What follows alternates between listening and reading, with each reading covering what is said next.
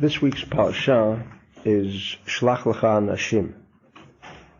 Send unto you people, v'yaturu et Eretz Canaan, and they should spy out or investigate, whichever you feel is more appropriate, et Eretz Canaan, the land of Israel, asher ani noten livnei Yisrael, that I'm going to give to Israel. On the surface, it appears that this is a section that's going to teach us about Israel, and before the Jews would leave the wilderness to enter into the land of Israel, Moshe preferred, so it appears, Moshe preferred that they investigate the land and see if it's appropriate.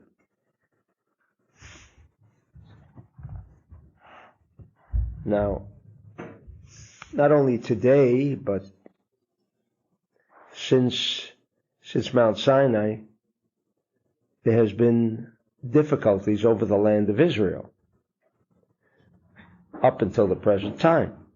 The land of Israel is the land that, of course, not only is a thorn in the eyes of many nations in the world, but more specifically in the region.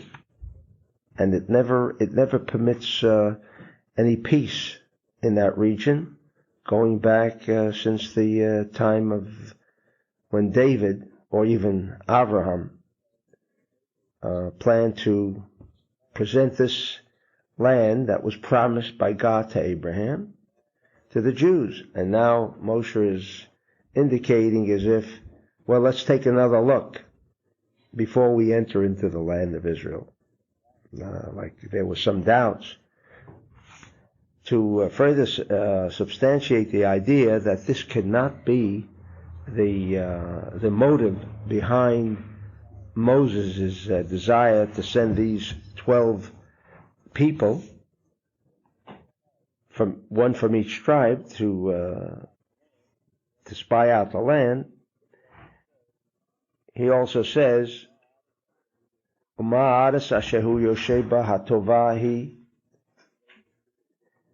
go and see if this is the good land, or maybe it's bad.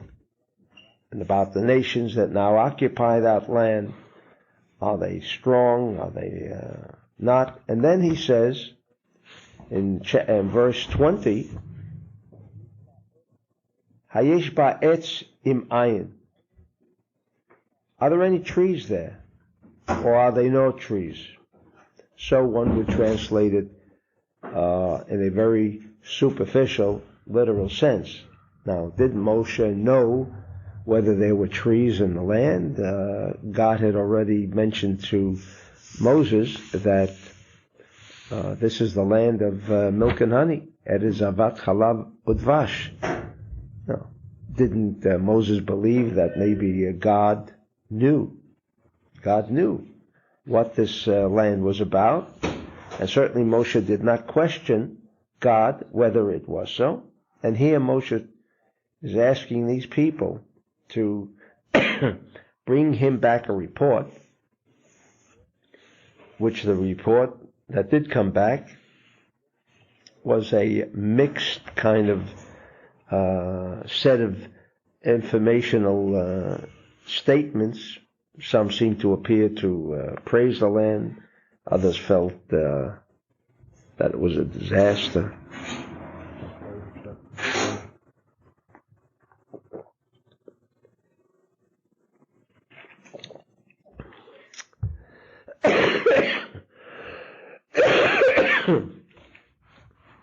As we have always learned,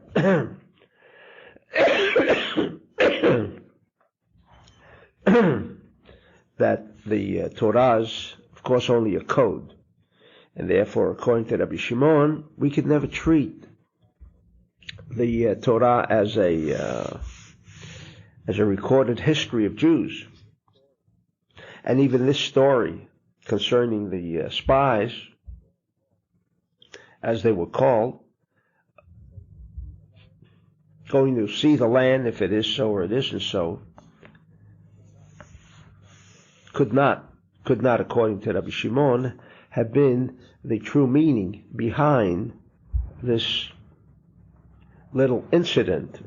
And I say little incident only because it appears to be a little incident. Spy out the land, return with the information, where it's stated in this parsha that when they came back with the report, and the entire nation wept with the report that they heard, that from then on, destruction would always be a trademark of this world.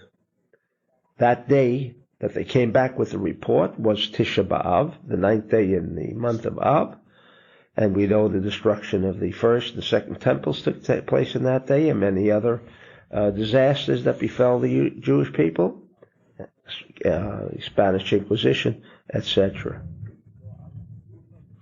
So I read from the Zohar to indicate to us that actually this parsha, delving into its true meaning, certainly applies to us today, and that was the only purpose of even recording the idea of spies going to spy the country, which already was well known to everyone, was well known to all of those Jews at the time.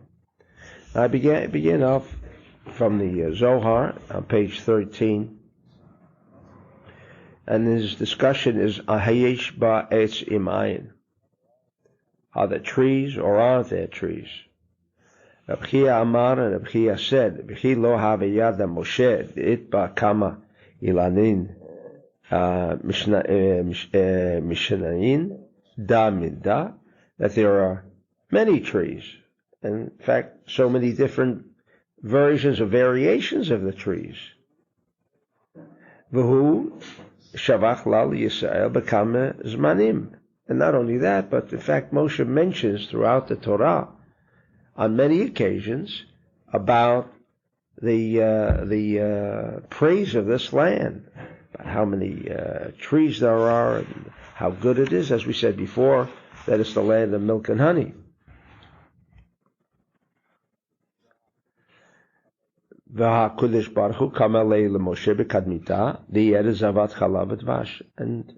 already the law told Moshe about this land. Amar Rabbi Yossi, Ha'idaru Chavrayu, Diktiv Ish Haya Ba'aretz Utz Iyov Shemo.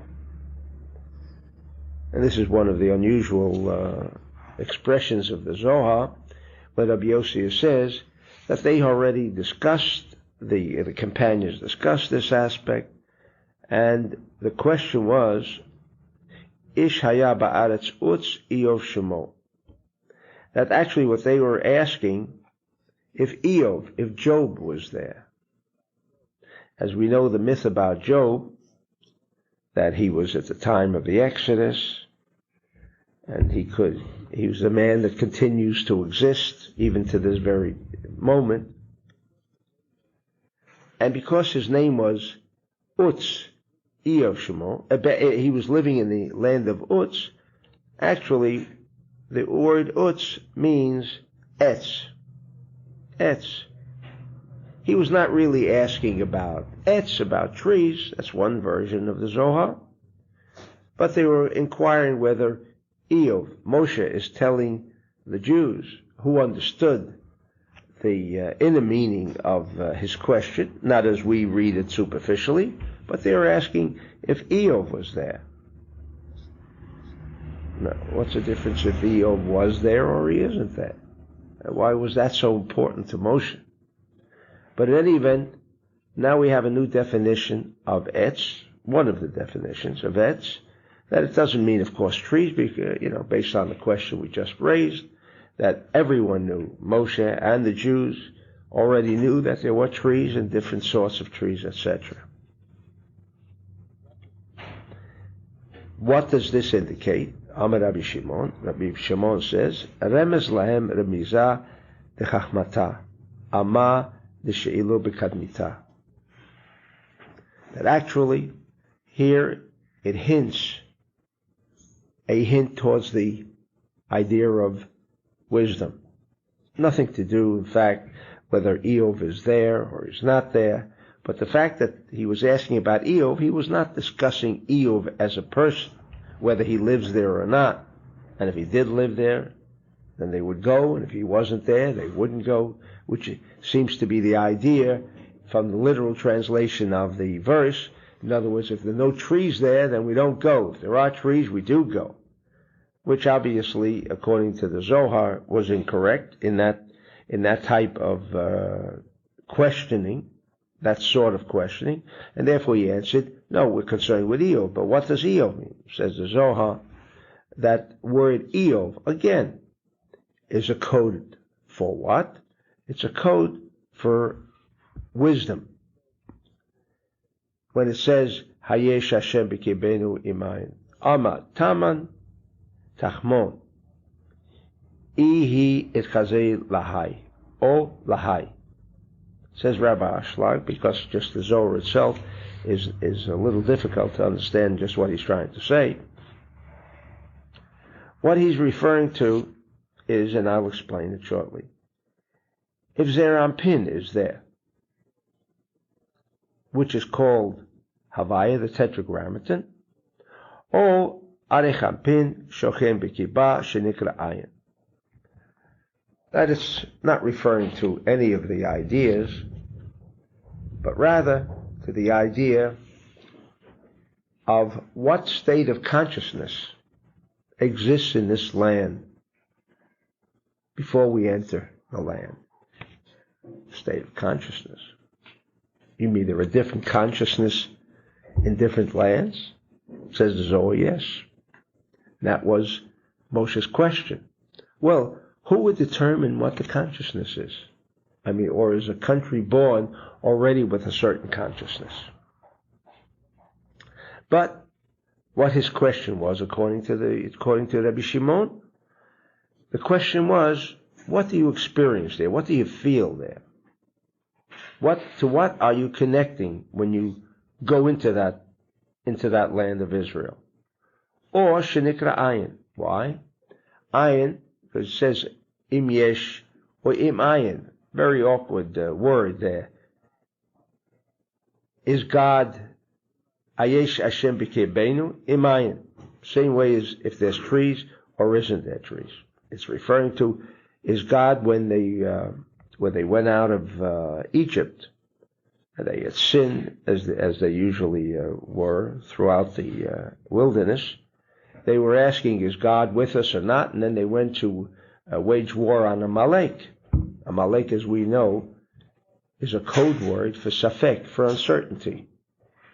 In other words, it took Werner Heisenberg until 1926 or 28 to officially proclaim for all times that this world consists of uncertainty. Today, nothing is certain. And you look around the world, and what do we find to be something of certainty? I mean, if you have, let's say, $14.5 billion, and like I said just the other day in one of the classes, someone has $14.5 billion, if he wanted to throw away, let's say, $100 bills, every second. Of course, he didn't sleep, but every second he was throwing away a $100 bill. It would take him longer, maybe thousands and thousands of years, because the interest on that $14.5 billion would catch up so quickly that every $1,000 bill he was throwing down would be replaced just by the interest alone. So he could never really remove any of that money, and yet we see today that fortunes could be lost overnight. So certainly there is no certainty, because from a one point of view, how could it get lost? But from a second point of view, it does get lost. So the fact that logically, as we look around, it doesn't appear to be something of an uncertain nature, but it wound up to be, yes, true. You cannot be certain about anything, and certainly we're not sure about tomorrow, and sometimes we even forget about yesterday. So the Jews were asking if God is amongst us or not. They were uncertain. And that is called Amalek.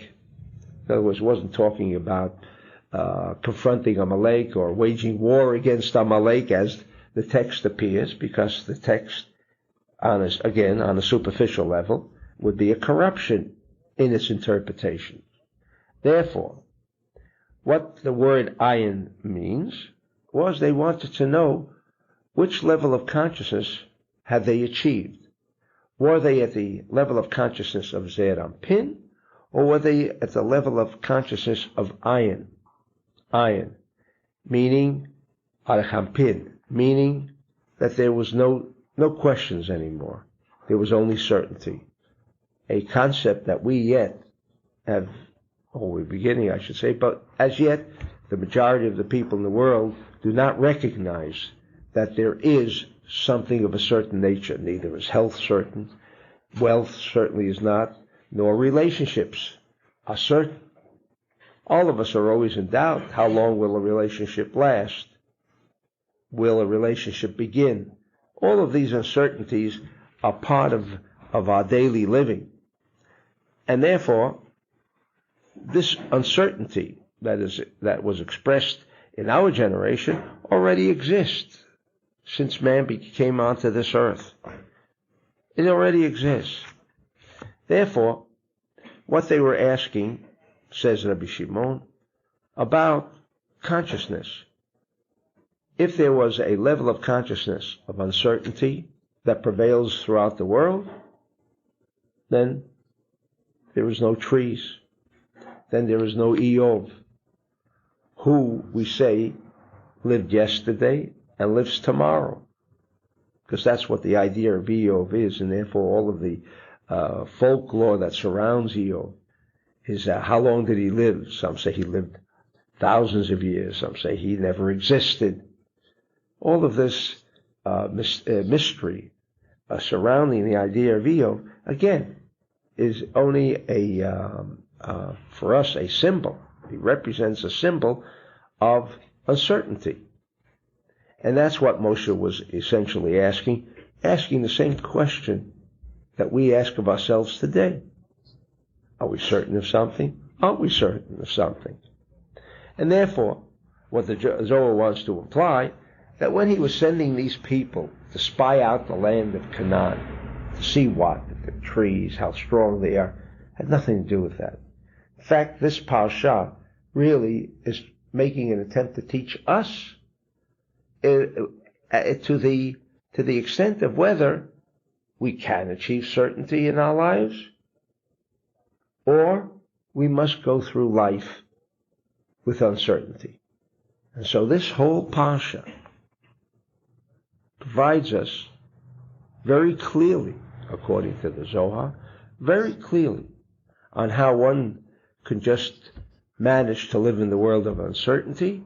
But for those who are knowledgeable, there is a hint of this wisdom of certainty in the world, that we do not have to be confined to the limit of uncertainty, which unfortunately most of the world finds themselves within at this point, or we could follow the directions of this seemingly unimportant story, except for the importance for those who feel that there is some importance, that unfortunately this brought future destructions to the children of Israel. That's what the significance about this parsha represents, but not according to the Zohar. Ayin. What does ayin mean? Means nothing. Also means not.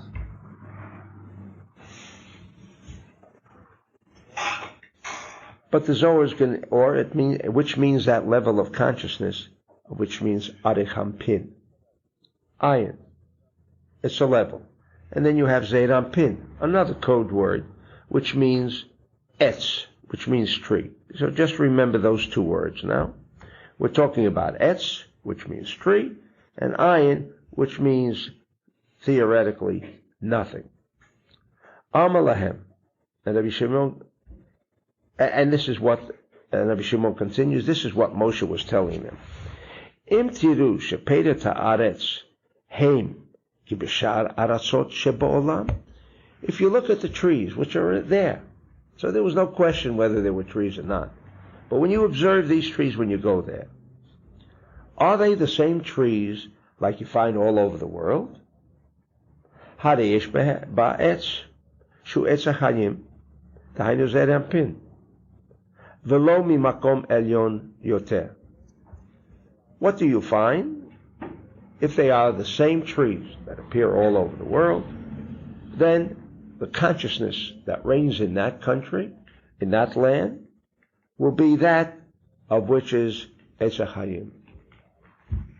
Ve'im tiru shepedet haaretz mishunam yoter mibekol hamakomot sheba'olam tedu shemin atika kadisha hu nozer v'nimshach oto shinui elyon sheyesh ba mikol hamakomot sheba'olam. Then you will understand that this land is different. If you see trees that you do not find elsewhere, or the same trees but they're different, then you should know that there is another consciousness in this land that doesn't exist in another land, because what reason is there that in one land you find apples, in another land you don't find apples, you find bananas, and in Israel you find the same apples and bananas in that country, but they're the same size, let's say, speaking from that point of view, or their color is different, whatever. But you see that there is a difference. This land is different than from the way it looks and appears all over the world. Ubezeh teidu im yesh ba'etz shu zeh anpin im ayin, or ayin. Ayin representing no. What you find here is nowhere else. That makes sense. Because that is Atika Kadisha, again a code word of the holy ancient, which has no meaning if I just translated that for you, just by merely translating the word Atika Kadisha. But he will shortly tell us that it has another meaning, what its essence, I should say. V'zeh re'itim metchila ladat. And this here, you want to know from its very beginning. As it says, Hayesh Hashem b'kibenu, when they were asking, is God amongst us or not? In other words, if we're going to wage war on Amalek, is God with us? Now we know, when it says the word God, what's the word used for God here? The Tetragrammaton. We know the Tetragrammaton has one significance. I mean, there aren't 24 different names to God, meaning because he chooses another name, he likes this name today and another name tomorrow, but rather each name represents another dimension of consciousness. And when he says, if there is the Tetragrammaton within us, or ayin, meaning is the energy, the light of God, the dimension of God, at this level of Tetragrammaton, or is it at the level of ayin, like we said, arachampin, ayin? It's nothing. It's not there. We still don't know what that means, ayin, but it's nothingness. It's nothingness. In other words, bring back the trees, and of course all the Jews will be able to observe these trees and see that they are essentially different from all the trees all over the other land. They were in Egypt. They traveled around and they came into Jordan, Saudi Arabia, and there were trees at one time. Today, unfortunately, there's just a desert and oil. I don't know, sometimes some people say better oil than fruits. And this was the question. And this was the question. Now, what is the difference between Atika Kadisha this level of consciousness which is called nothing, or 1hr&32min, which is called Eitz HaChaim. Now we have learned that essentially there are two levels of consciousness in this world. In Bereshit it says that God planted within this world, as we know it, the tree of life and also the tree of knowledge. And Adam was prohibited from eating of the tree of knowledge, but only was permitted to eat of the tree of life. Those are two dimensions. Now we have another dimension. Which is referred to as nothingness. Nothingness. What is that dimension? And that was the question. Why would it depend on the Jews? Why didn't Moses tell them? He knew what dimension there is. He knew what was Israel, and he knew why they were going to Israel. Is it because he just promised Abraham that this is the land for the Jews, and therefore to this day Jews are still trying to sustain this land for themselves, which brings one war after another and after another, and of course in between the constant fear that tomorrow may be another war. So that whether there have been 6 wars since the establishment of the state of Israel, but in between the fear of war never disappeared. So it's like one continuous war. Whether you have anxiety concerning war or you actually undergo the process of war really doesn't make any difference. Both of them bring you into a consciousness that there's always war, and you don't leave that consciousness. Whether you live in Israel or you don't live in Israel.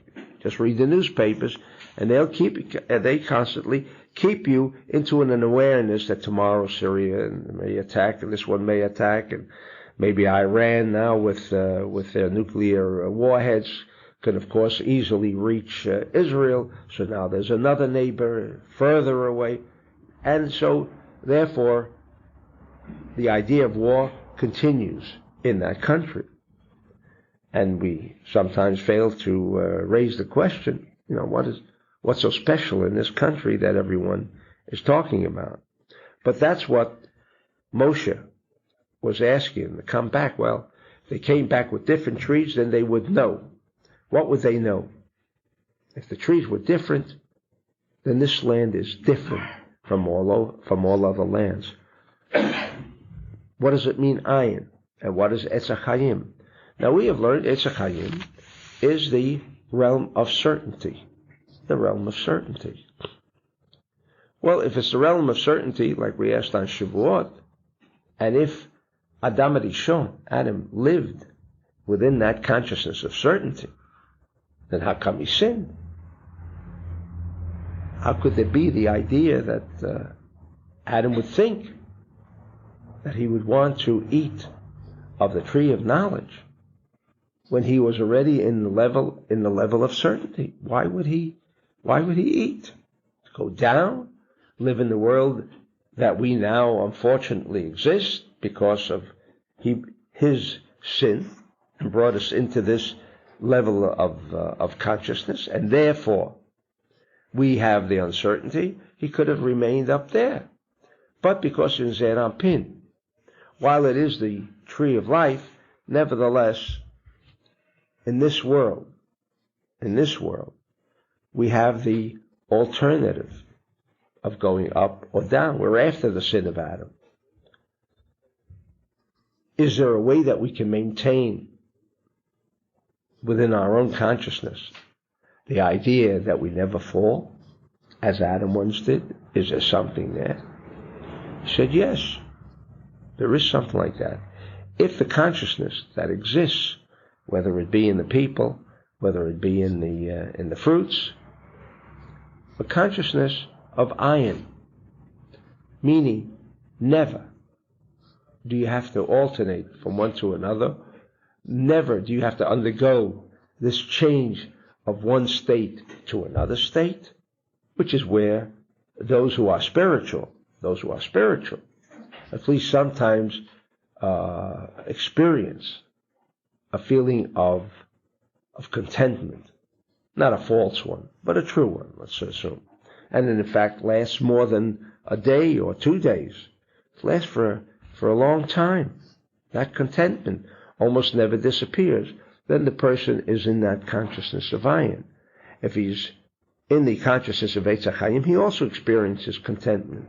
But at that level, he can fall into the tree of knowledge level, which is good and evil. Then you don't experience this contentment for a long period, but on the contrary, one day is good, one day is bad, which is the norm for most people.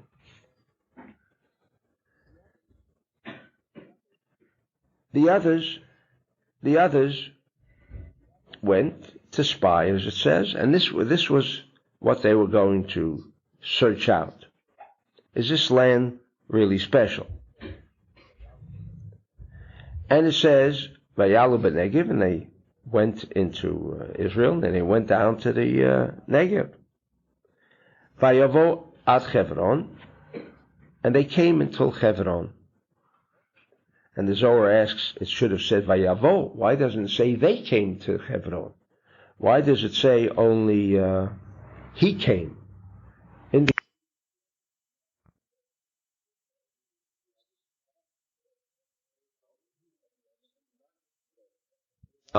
That the others did not go to Hebron, only he.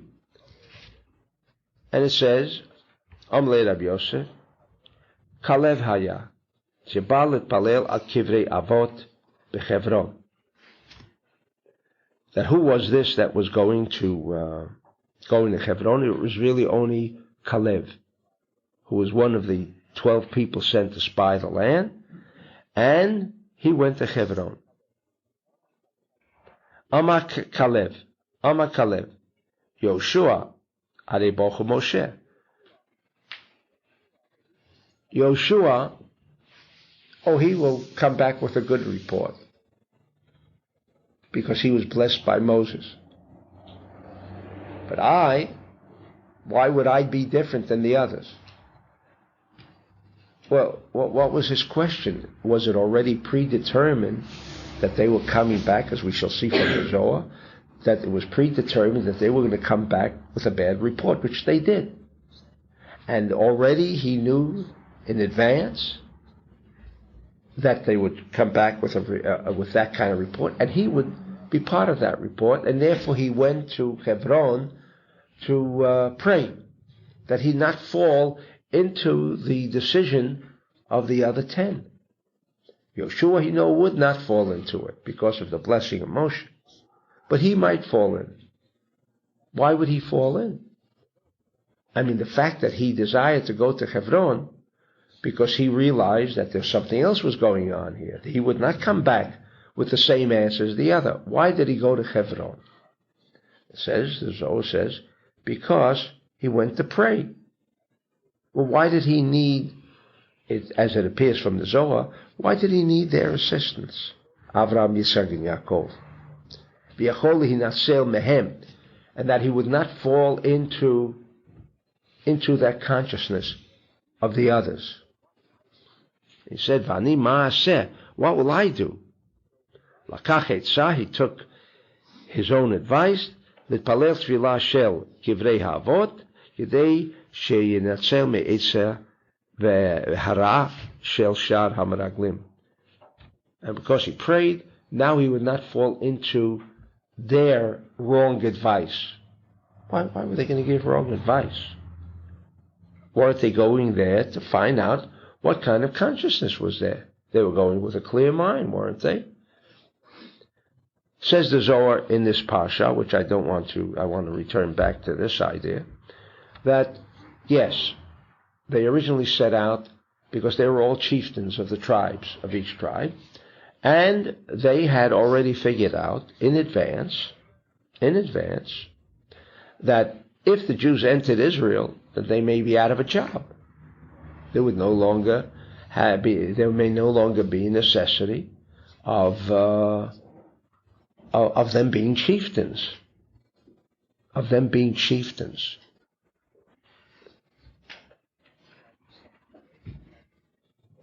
It's like, today they can't create automobiles or bulbs, because if they created bulbs or automobiles that would maintain its durability, then there wouldn't be any more work tomorrow. People would be out of a job. It's like, I think I may have mentioned once here that once a rabbi was speaking and speaking about Mashiach, and he wasn't so happy that Mashiach would come. It didn't, from his tone, it didn't appear that he was so happy. And one congregant stood up and said, why aren't you so happy if Mashiach comes? He said, well, I'll be out of a job. He was already concerned in advance of whether that job would be waiting for him, because once Mashiach came, obviously there is no need, as it says in Jeremiah, all will know, and there won't be the need for a rabbi. So was this the same idea? And therefore, they already had established a consciousness. But let's say they did. They were afraid of it. But they did bring back a tree that was unusual. It was eshkol. It was a grapefruit tree. I'm saying other kinds of trees, but it was different. The size were different. Now, Moses told them originally, go there, pick up some trees, bring them back, and we'll all know if it's different or it wasn't. So when they brought back this fruit, then it was obviously different than what they had seen in Egypt, Jordan, whatever they had already been moving in the wilderness. From place to place, they saw that this tree was different. So what is the difference of what their consciousness was? And what was he afraid of? Didn't he see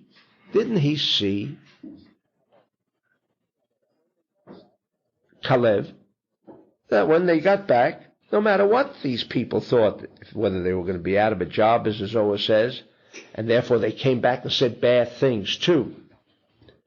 But the idea that they brought back some truth, which was the tree, in fact, it was so heavy they couldn't carry it. It was just a branch of the fruit. Couldn't carry it. No one person could carry it by itself. So it was obvious. Now, what was he afraid of? Says the Zohar, which is a lengthy discussion, very difficult, but I'll try to present to you the idea of what the Zohar is saying here. How does that apply to us? Since we said, as the Zohar said, it was not merely a recording of some historical fact of spying and coming back with a report. But as the Zohar, and we'll read a little piece of that Zohar shortly, who determines what goes on in this world? You've already, I'm sure, learned in the classes that man is the pivot of everything that happens. Only man. And that weaves itself right through the Zohar. That if there are wars, man causes the war. If there are recessions, man causes them by his behavior, by his consciousness. Where his head is. Where his head is the way things ultimately make its appearance. When they came into this country, Israel, what he was asking them, if you remember, he was not asking them if there were trees. He was asking if there were different trees. And they brought back a different tree. And that would be the reason that they all will know that this country has something different connected with it, rather than other countries where the same fruits are grown. And they would all know. But that was not the original question of Moshe, if you remember. how would they be able to tell? How would they be able to tell whether this country was really special or not? Was not the only question that was being raised by Moshe. Of course, how can you tell whether the game plan you've set out with is going to work or it won't work? It may be the best laid plan, but at the end you still have to look at the fruits. Did it bear fruits or didn't it bear fruits? The fact that there was no defect, there was nothing there that could seemingly go wrong, but if nothing could go wrong, then why didn't what we had hoped to achieve at the end of this game plan, why didn't it make its appearance? Because, again, what he was saying, Moshe, what do you experience there? Do you experience ayin, or do you experience etz ha'chayim, which both are very good? But one is where you cannot fall into traps. Even if we are in etz ha'chayim, we can, and we've learned in the classes that we have only one free choice. Everything is run by cassettes. While we would all like to believe that we are in control of our lives, in essence, according to the Zohar, and which bears fruit, unfortunately, in this world, that we are not in control of any aspect of our lives, certainly not the three major ones: relationships, wealth, and health. We have no control over them. And the only free will that has been allocated to mankind is which level of consciousness does he desire to choose.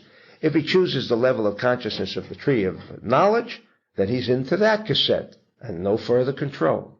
Whatever that cassette has in store for you, that is the way the events will occur. Now, I know this is a difficult concept, certainly if we have Satan in the back of us telling us, look, are you going to listen to what the Zohar is telling you, that you have no control over your life, like you're just a robot? Will you accept that? I mean, don't you have any dignity? Don't you have any value? And this is all Satan speaking in the back of our heads. This is a new concept, that we're only robotic. In fact, we're not robotic, are we? Sure we are robotic. We have even reached the level that scientists have already declared that human beings are far inferior to the computer. See if you can figure like a computer does. See if you can arrive at results that a computer can. A computer can gather billions of pieces of information today, and within a split second come up with an answer.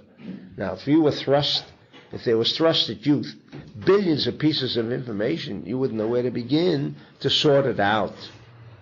So that's an indication that we do not have the capability of what? Of a robot. What is a computer, if anything but a robot? It's certainly not a human being. And if we have already reached the level of what was termed by, he termed it only for Jews, we are subhuman people. What do you mean subhuman? Well, human beings think that they have some sort of control, they are something in this world, and he called the Jews subhuman. But now the computer says we're all subhuman. We can't even perform like something which is completely devoid of a mind of its own, because the only way that computer furnishes us with information is what has been installed, or what program is part of that computer. But by and within itself, it doesn't do anything. Now, we are lower than that, so where is our control? Therefore, according to the Zohar, these three levels that we just mentioned, level of Eitz Hadat, level of Eitz HaChaim, we can choose where to be between these two. But once we've made that decision to be either in the tree of life reality or tree of knowledge reality, then we fluctuate. Times when we can sustain the tree of life, which is rare, but it can happen. Then we fluctuate until that point where we can't maintain the tree of life reality, we fall down to the uncertainty, true uncertainty level. But even within Eitz HaChaim, the uncertainty of whether I can maintain that level or not, again, depends on man. Then there is the third level, ayin. Moses knew when he asked them, Im yesh, if God is there, or when they asked if God is there, or he asked if there's etz there, or ayin. Because as long as there were etz, as long as there was etz, tree of life, oh sure, with tree of life, and if we can sustain it, we'd constantly remain there, and it would be a perfect civilization of certainty. But then we always had the free will to decide that we would fall to the lower level. But if ayin was present, meaning no longer even free will, there is no longer the possibility that we can fall to the Eitz Hadat. That was his question.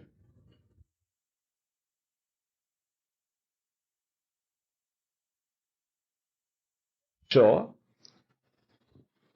and since he had learned, as all these Jews had learned, then that everything, the atmosphere, the environment, depends on where you place your consciousness.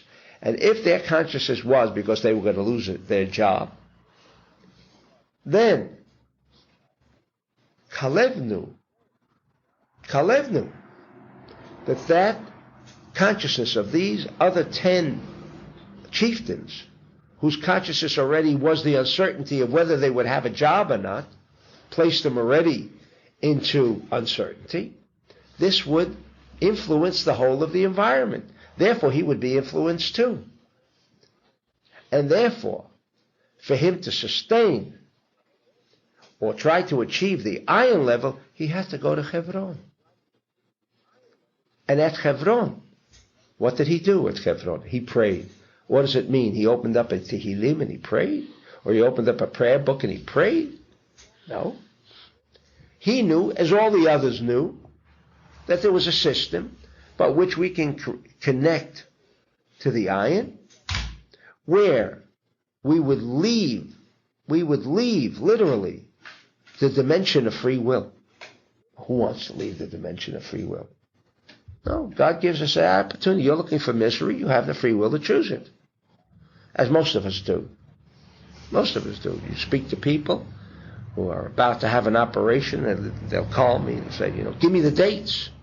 I said, did you ask yourself whether you want the operation or not? Well, look, I've been having this problem going back and forth with doctors. Let me get it over with. What kind of answer is let me get it over with? Do you know the consequences of getting it over with? Do you know what could develop? No. And then, well, why do you want to? Who says getting over with means you're over with what? You're over with one stage of the process. So now you've removed this one, and now you've brought another one into focus. But you've gone from one cassette to another. Why do you choose? Well, maybe this will do the job. Again, there is no free will. The pattern runs along the pattern that we choose. If you choose the pattern of Eitz Hadat, says the Zohar, or you choose the pattern of Eitz HaChaim, that's where you are, that's where your environment is, and that's the effect that the whole world will have over you. Unless you can do something special. Unless you do what Kalev did. You know how to make your connections, as we do here. We follow the connections when we pray in Shabbat, or we pray even during the day. We're not here. It's always an announcement. We're either at the Bet HaMikdash or we're by the Ari. We mention those people rather than mentioning Avram, Yitzchak, and Yaakov, because our levels of consciousness are not of such a higher dimension that we can easily connect as Kalev could. So we connect with Rabbi Shimon, knowing that Rabbi Shimon certainly was in the ayin. He was in the ayin. There was no falling from one level to another, to the extent that the snake pleaded, snake meaning Satan, pleaded with God, if you don't remove Rabbi Shimon from this world, then I have I have no chance of accomplishing or influencing anyone to choose the path of uncertainty. This man influences the entire environment, the entire quantum universe that we exist in. He is influencing it to such an extent that I cannot influence anyone to choose misery as opposed to contentment. And we choose it. Make no mistake. Although Satan will say, who wants misery? But if you kind of draw up a little diary of your decisions, you will see that not only 5 out of 10, but in all decisions that you had made, you chose the path of misery. Because had you asked one more question, you would not have taken that route. But what the Zohar does is try to expand our awareness. What do you mean by expanding our awareness? Meaning that when you make a decision, look for other questions to raise. Because the fact that you're satisfied doesn't mean you've reached the proper conclusion. And once you've reached that conclusion, whether it's complete or not, that's the cassette you're on. And if it's an inconclusive decision, meaning because you haven't raised enough questions, then you're in that cassette of uncertainty. Whether it's 1 year, 3 years, in this age of Aquarius, it's going to happen much quicker than that. It no longer will even take 2 years. As I said, Shavuot, if we pass the 2-year separation period, we're almost to that period when you steal. If your hand doesn't come off, but you see the way the money goes right out of your stole, or that object goes right out of your possession. That's how close we are. That will unfortunately, or fortunately, lead many people to consider stealing because of knowing that the consequences will be there, because you've seen it happen. So that's one way we're going to achieve, and that's the difficult route of choosing a path. But whatever path we choose, we will see that if we made this decision, that's the consequence. If it is a decision which on another level is inconclusive, then the fact that I had figured out to the level that I can or choose all of its consequences doesn't mean that this brain here, which is Satan, the obvious rational brain, which is Satan, well, he's going to be sure that your frame of reference is a limited one, because that's Satan. Limitation, separation, etc. So we learn here the basic idea that we try to teach, but this is the source of it, to go and explore. They were going to explore the land of Israel. They were going to explore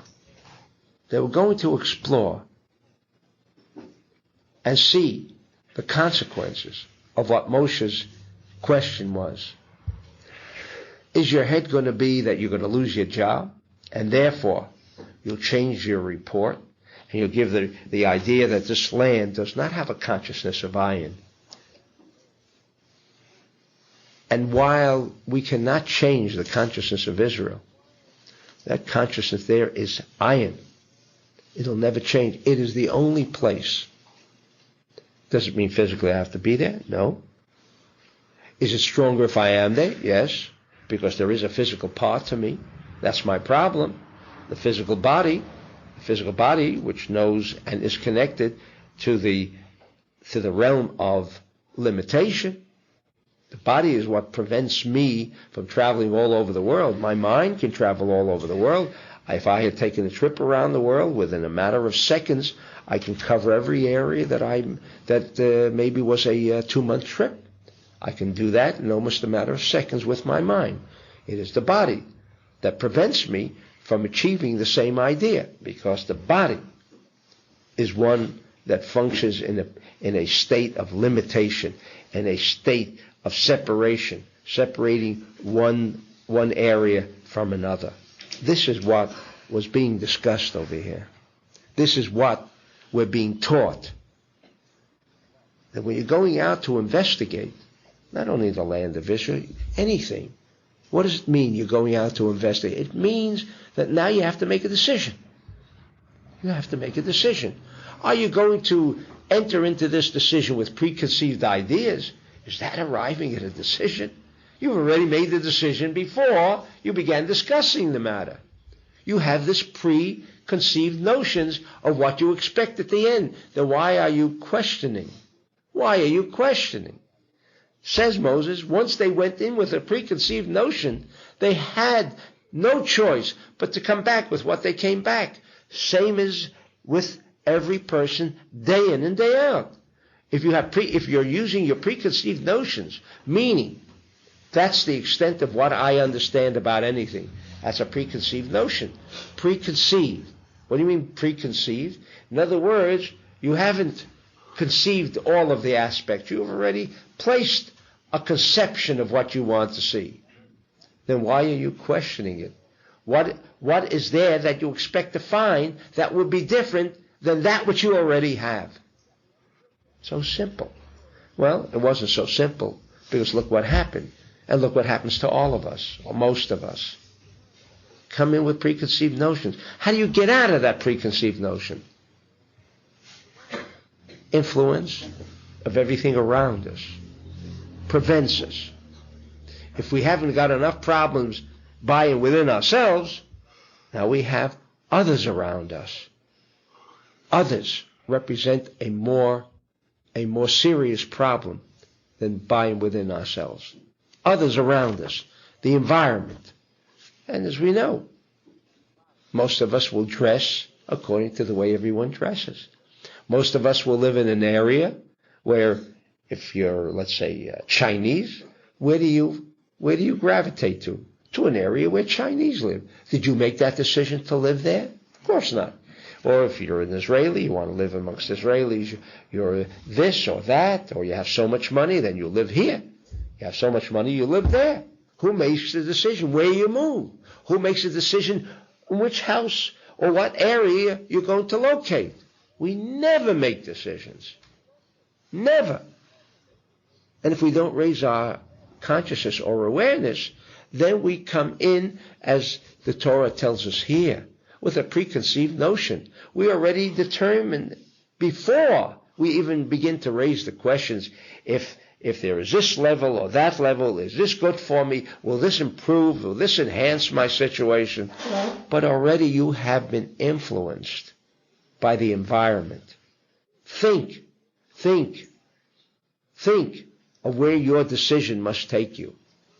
Is it already preconceived, or are you now beginning to raise questions so that you can achieve a greater awareness? This is the beginning of this parsha. It's nothing to do with exploring the land of Israel and so on. It has to do with our daily decision making. That was the question that Moses raised to the Jews, and now they had to make a decision. What did you want? Was his question. Did you want iron? Because what you want is what you will find in the country. If you want iron, if you want total certainty, that's what you're going to find. But if you want uncertainty, whether I'm in a job, I have a job, or I don't have a job, where I'm going to live, will I have sufficient funds to do this or that? Then where is your head? Your head is in only one place, in the area of uncertainty. That's where your path will lead you to. Not to an improvement. There cannot be any improvement. There will never be an improvement. Take a look all around us. How many of us can say in 20 years, if we're all 20, or we're 30, or we're 40, or we're 50, or 90, how many of us have undergone an experience different than the one we've had yesterday? How many of us can truthfully say we've undergone a transformation? Is that so difficult a question to raise in our lives? Are we doing the same things we did yesterday? Is that a difficult question to raise? But Satan is so strong. That's what he was afraid of, Caleb. He says, there's an environment. There's something in the air that prevents us from raising our consciousness. That's what the Torah here is talking about. They were going out to explore, but they weren't going out to explore. They weren't going to find anything different than what they had already decided in advance that it would be. because there was an environment. An environment says there always has to be a job. You must always hold down a job. Someone says, I want to earn more money, I'll never make it at holding down a job. Why? I know many people, in fact, most people who hold down a job. His job could be Chief Executive Officer of General Motors. I mean, would he then think of going out on his own, opening up a business in the hopes of growing? It's all so entangled and so confusing. Now, how do you get out of this mess? Well, that's what the Torah is here for. It's not here to teach me a recording of history. It's here to teach me right now. How do I get out of that maze, of that track that I'm in, that very few of us ever move out of? And therefore, it says, Kalev went to Avraham. If you can't get out, then what choice do you have? What do? You pray? That hasn't done anything for nobody. Whether you're praying in this religion or that religion, what changed? What changed? Nothing. Nothing. Therefore, the only answer, or if you were born like Rabbi Shimon, meaning if you're like Yehoshua, that immediately was blessed by Moshe, meaning that's your track, it's been established already. Yehoshua was going to be in the iron. Finished. He didn't have to go nowhere. Whether he went to Israel or he didn't go to Israel. He wasn't going there to find anything. He knew what he would find in advance. Why would he know that he would find the iron? Why would he know that when Moshe says, you want to know what the environment is there? You know what the environment is there in advance. But now you want proof that's in the pudding. Well, you'll see. You're going to find trees. Because that's the land of Israel. It was already said it's the land of milk and honey. No. What does that mean, milk and honey? It means exactly what Moshe was telling Yehoshua. It means exactly what God told Moshe and told all the Jews. That's the land that has the ability to instill in the environment, if people are with that kind of consciousness, an ability of iron. And that iron in that land will be sufficient if that's what's functioning. Unfortunately, it's not. All it does is create wars. Been doing that for 2,000 years. Whether it's the Romans, whether it's the Persians, whether it's the Crusaders, whether it's Greece, whether it's Persia, whether it's, you name it. And it'll soon be the Chinese. And it'll soon be the fundamentalists. They only have one thing in mind. They have one thing in mind. We are being told that right here in this beginning. Because if you want to search out iron, you want to search out, because somewhere in this head, there's a capsule. It's a time-releasing capsule that always tells you once in a while, is there a place of Shangri-La? Is there a place for the fountain of youth? Where are all these places that legends have sprung up about? Everybody wants to be young again. Someone, Chas v'Shalom, lost a limb. He wants the limb restored. If someone was wealthy, now he's poor. What does he want? He wants to restore the wealth that once was. All of these things. Where do you find all these things? Moshe tells us right here. You can only find it in the land of Israel. If you want to sustain your wealth, only one place you can do that, in Israel. Well, what happens if, for whatever reason, my destiny is to be here? And we know that every Jew, every soul of a Jew has a destiny to be in Chutz La'aretz, to be outside of Israel. After the fall of Adam, this was destined. We have no choice. Everyone, whether it's in this lifetime, but we see even in Israel. You can be born in Israel. Most of them, if not all of them, will one day, I will say all of them, even if they're born in Israel, will be taking that trip. The usual comment will be, well, I want to get a little freshening out. Lavrer, you know what I mean? That's the expression. So they've got their reasons why they leave Israel, right? Everyone is going to take that trip outside of Israel. Not going to be one person that can go through life today in Israel and say, I've never been outside of Israel. Because there is a purpose of being outside of Israel.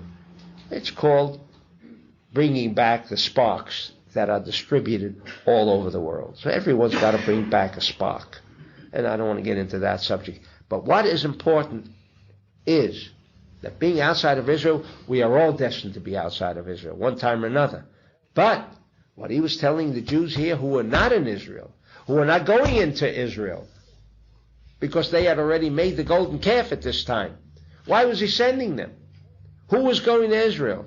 Well, the answer is, it's the children. The parents want to know what kind of land they're sending their children into. I mean, we can go on and on with different explanations which have no basis, no foundation whatsoever.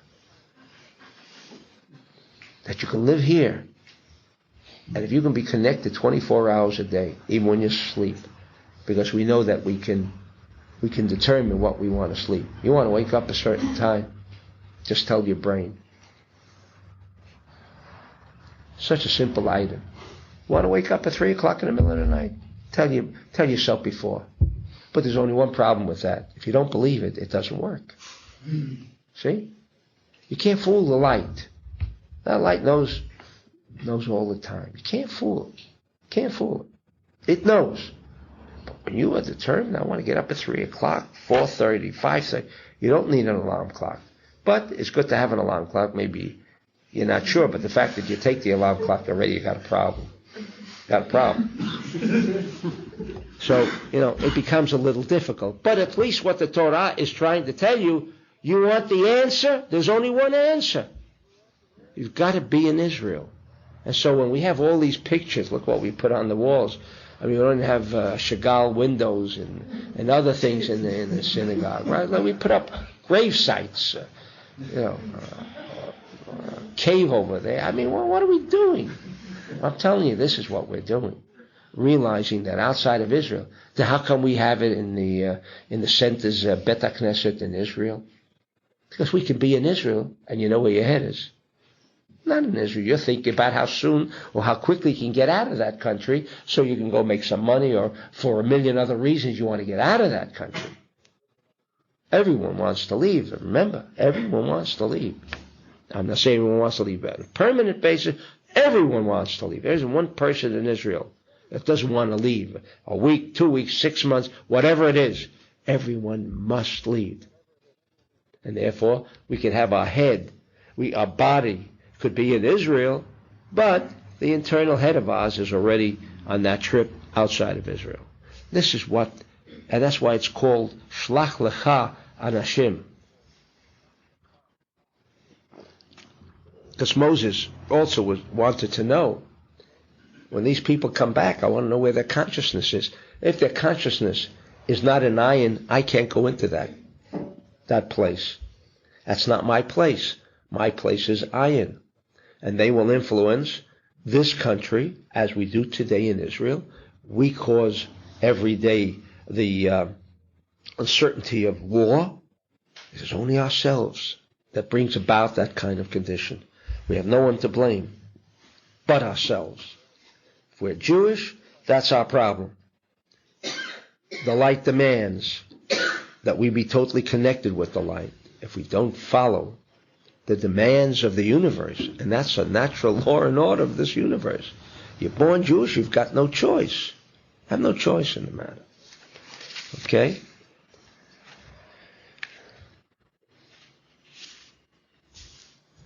Then the Zohar continues, and that's why it says that Caleb went to Hebron, where we go. We go to connect with these people. They're all on another level of consciousness, higher level than ours. And, in fact, the Zohar says that we shall never, from the time that Rabbi Shimon went out of this world, we shall never achieve a level of consciousness as it was at the time of Rabbi Shimon or at the time of the Jews in the wilderness, to achieve that kind of level of consciousness, which is called the Dor Deya, until our time. Till our time. That means today, according to Avraham Azulai and the Yari HaKadosh, we are the Dor Deya. We have such an infinite capacity of consciousness, but nobody's making us aware of it. We all think the same way. We all follow the designer fashion or this or that. Look around. Question. Explore yourself. Lecha. Explore yourself. See where you really are. Or not, you're not going to make any difference. You might see for a moment, things are improving. But sure enough, as they began improving, so they will come to some leveling off. And you look at all corporations, always giving you the reports about every year. But then sometimes they begin to level off, and sometimes they even begin to lose money. There is no such thing as a straight line of action. In fact, they say the only time that you can find a straight line of action is when the man is about to expire. It's the only time. What does it mean he's about to expire? He's about to die. It means the physical body. That man is alive. He'll be alive after that recording of his heart disappears. He will stay alive, but the body no longer will be able to hold on to him. We have that problem.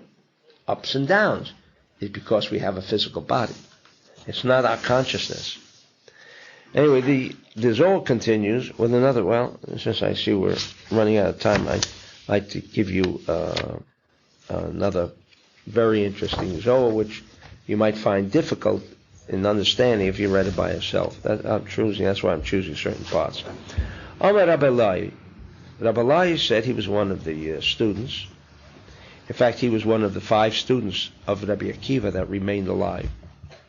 הכניסו למקום אחר ותראו, באו לתוך גן אחד. He told, this is talking about a spirit that came to Rabbi Lai. He was of that dimension where he didn't have to speak to, like Rabbi Shimon, who could speak to Moshe and Eliyahu, who had long ago passed on, but he achieved that level of consciousness, Rabbi Shimon. There was no difficulty now to address himself to, that's what we say, when you're with the light, then you're with that level of consciousness, and that's where all of us must be if we want to find some stability in our lives. And he says like this, and the Spirit came and told him, let's go to a certain garden. They saw many other things in this particular area. They went to a place that we would refer to as a cemetery.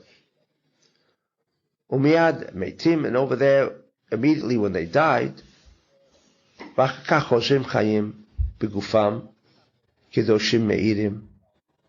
was happening? They were buried. They came up alive like a human being. Died again. They went in by themselves into the ground. Came up again. And this was a procedure that kept on going. Truly a remarkable event. I mean, if it's true. But the Zohar says this is what Rabbi Lai saw. They died. They come back again. Says the Zohar, who are these people? Who are they? They were the Matei Midbar. This was the Dor Deya that we're talking about. We're really talking about ourselves today. They were the ones who came back at the time of Rabbi Shimon. And as the Yari HaKadosh said it, and it's the only way I know it, is that the people who are coming back in our time, right now, are the Dor Deya, the ones who died in the wilderness. All of the Dor Deya died in the wilderness. Amro lo mazer. And they told him, well, what do you see over here? Amalei, Hemosim Zebekol Yom. I mean, I'm observing. Rather, Rabbi Loi, he was there with another student. And they said, what are they doing here? And the voice or the spirit answers, oh, they do this, Hemosim Zebekol Yom. They do this every day. What a pastime. Right? When they die, it doesn't take time for decomposition of the body, but the minute they go back into the ground, immediately they disappear. Nerkav. The body is completely rotten to the point where nothing is left. Nerkav zuma ra'a shekiblu b'tchila. And each time, part of the evil that they had acquired by their action, as we know soon.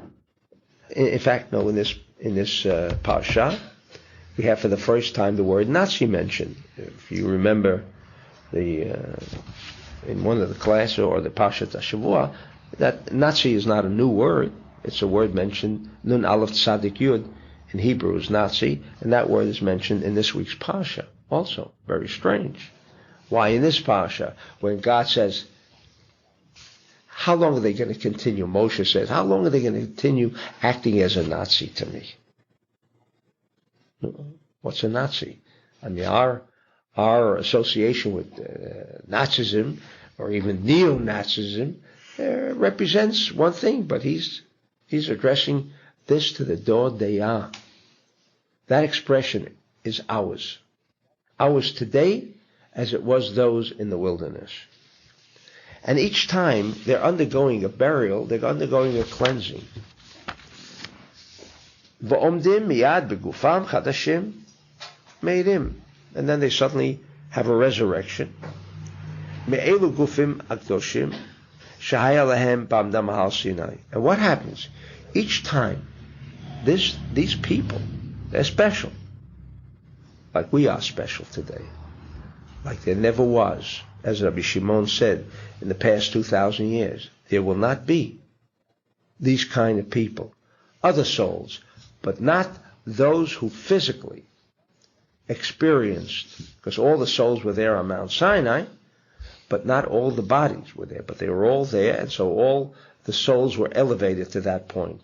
But only this generation of the Midbar, the ones who wandered in the wilderness, they were the ones who stood there, and what they were doing because of all of their evil action. This was a continuous process of down and up. One day there was complete devastation of the body. The next day it rose up again. What do you want to tell us here? What's the message? Okay, it's true that we know the reason for burial of the body, the requirement for burying a body, is that the earth has a power of cleansing the physical body, which contains the aspect of Satan. As you heard on Shavuot, there's a Zohar that tells us we have two bodies. We have two bodies.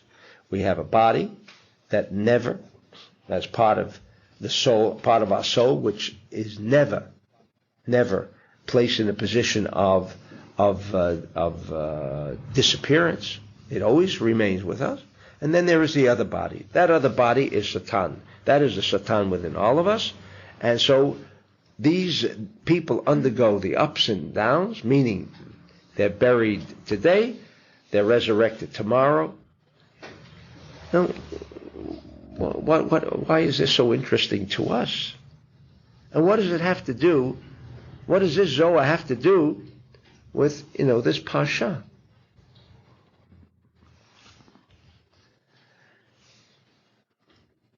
Because when they stood on Mount Sinai, they were there in a body without garbage.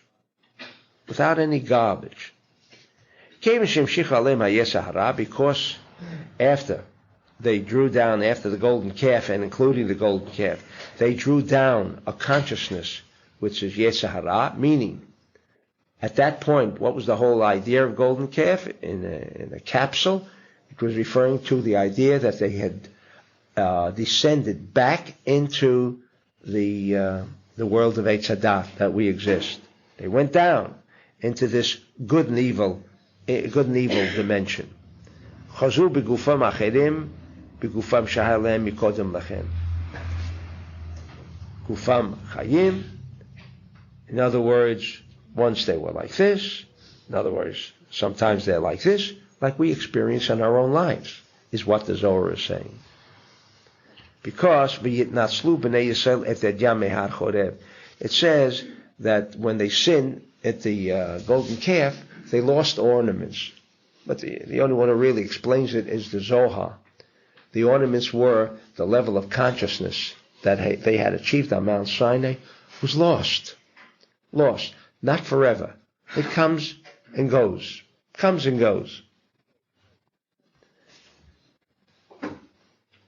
What this Pasha is telling us again is the same idea, except with another dimension.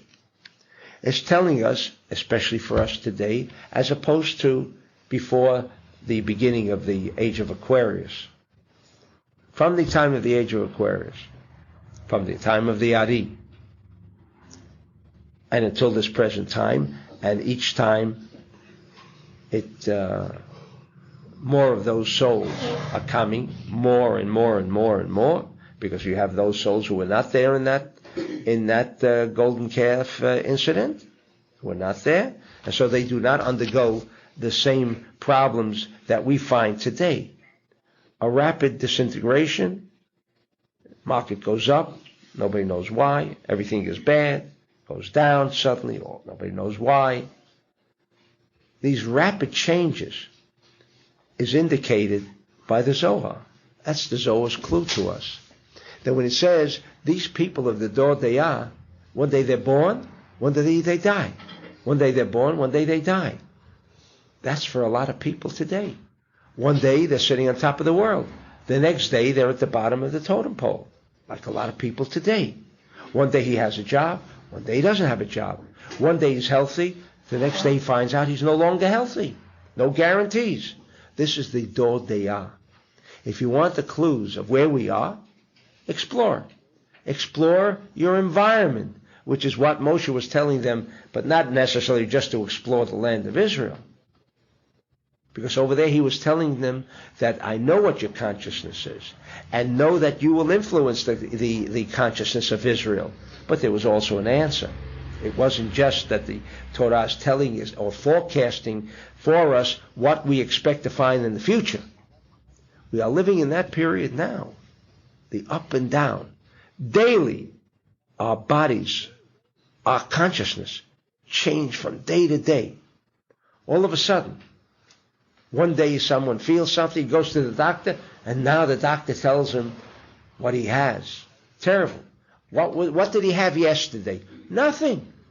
Everything was wonderful. One day, a husband comes home and says, I'm leaving you. What was yesterday? Wonderful. The life was wonderful. One day comes home and says, I'm leaving. One day we have wealth, one day we don't. One day we have health, one day we don't. This is what the Zohar, and that's why he's discussing this aspect right here in Parshat Shlach Lecha. It is to teach us what we expect in this age of Aquarius, what we can expect, and also its antidote.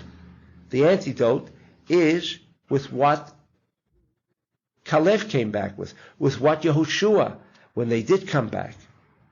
Because on that day that they came back, and then everyone wept.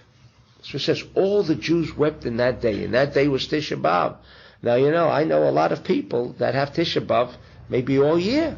Is Tisha B'Av one day in the year? If it only was. But unfortunately, it occurs more for many people than one day a year. One day a year of disappointment, I think there isn't anyone who wouldn't settle for that. Some people want one day a year of contentment. That would satisfy them. Let alone one day a year of Tisha B'Av. No. We are living in this age of Aquarius that he makes this revelation that what Rabbi Eloi physically saw, bodies come up, bodies go down. But for Rabbi Eloi, in his state of consciousness, he knew what he saw here. Since this is a quantum universe and all is one, everything that happens in one set of sceneries of a movie applies to everything else that exists. And therefore, if this is what they were experiencing, ups and downs, the body disintegrates. The next day it's better. The doctor doesn't know. I don't know why, you got better. But thank God you got better. What does that tell the person? Now I'm better? No, the same thing can happen tomorrow. As it says, it does happen. Because the next day, these same bodies go back into the grave. And grave is not only where you place dead people. There are many people living in homes that are cemeteries. Cemetery is not just where you place dead people. This is the consciousness that we have to take ourselves out of. This is Satan's consciousness. He separates things. The Zohar can tell us a almost incredible story of Rabbi Lai, but at the same time he's talking to every single one of us. And he's talking to us about Shlach Lecha. This is the week, and on Shabbat what we will be reading is what? What do we want to achieve? Well, the little we've read here from the Zohar, we want to achieve a consciousness how I can begin thinking of how to change the procedure of up, down, like an electrocardiogram, up, down. As long as the body is there, it's up and down. In the grave, it's up and down. In a home, it's up and down. Can this madness ever stop? Just a little thing like Kalev. But he was giving us a total clue. We have no other choice. Have no other choice, you imagine? If you do not pray the way we do here, you have no choice. Tell me one synagogue outside of the centers all around the world that tells you to go to Israel now. You're here in this country. You're here in France. You're there in Argentina. You're in South Africa. And every synagogue there does not tell you, go to Israel. Stay, we're here. And when you're there, we learn that Kalev, to get out of this situation that he knew he was in, to be able to free himself from this prison, he had to go to Hebron. Whatever, and that means many things. It means Chibur, and that's what the Zohar explains. Why was it called Hebron? Hebron is connection, where things make up and appear. The idea and dimensions of Abraham, Yitzchak, and Yaakov. They were there. Now we, through them, can be there. And B'ezrat Hashem, we shall achieve that consciousness. I just wanted to share with you because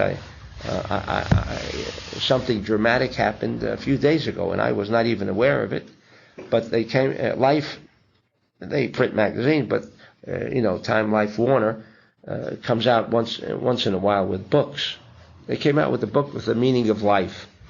About 8 months ago, the editor called me, said, well, I want to write an article. I must tell you at that time, I said, write another article. What's another article? And it was the insistence of Karen. He said, look, life is asking you. I don't know what they want with the article. I don't know where they're going to. Anyway, they did print a book, and I wrote them a large article because I like to. I don't feel I have that problem. I can't say one thing in 2 seconds. I have a problem. Anyway, I wrote them an article, and there's my picture together with Begin and Shevardnadze. I mean, you asked me if I knew that. No. And should I know? And there are so many things that they did that is beyond what I could ever dream of. I'm the only one with a full page. Why me? Think Begin and Shevnazadi, even all people that you read in the newspapers. Certainly, you don't find I don't like my name in the newspapers, and you don't read my name in the newspapers every day. But everyone here is a name that everybody knows. If we don't, but more or less, most of them we've heard about. Even Michael Jackson is there. It's people you know about. And they're all giving an explanation of the meaning of life. They're all giving an explanation of the meaning of life. And I mentioned the Zohar. I even underlined the word Zohar. Maybe they'll even do it that way, Put the word Zohar, it should be different. When you see an italic word, you see it different than, And then who do they have on the page? You see a big stone. And you see monks, Buddhist monks. I mean, they should have put some Jews over there, but I guess they never had a picture with Jews, trying to meditate. We have this tremendous stone. Anyone who wants to leave, we're getting copies from them. Anyway, just to show you, I mean, it's the craziest thing that I ever experienced. Where I can describe it for you, but when you see about one picture. Here you see this big stone. I mean, imagine how the stone, how big the stone must be, right? Here have Buddhist monks praying because they're praying, that the stone won't fall down. You see, and they're going to keep the stone there. I mean, the power of the mind and so on. Anyway, this is what they put on there for me. And they gave me a full page. And I thought that was a little unusual. But that's what happens today. So in 1 minute, we're recognized, if we consider them as people that... and that's what happened. I only want to tell you that there is certainty. But it's not the certainty that the rational mind can grasp. But there is certainty in our world. Just connect, and there's certainty. You don't have to figure it out, because we can never figure out tomorrow. But the light knows what tomorrow is. Chevron knows what tomorrow is. Once you make your connection there, everything is connected. So I just wanted to share that. You see and it says, of course, the research center of Kabbalah. And this is all over the world. And everybody else is there. So, thank you. Okay, that's it.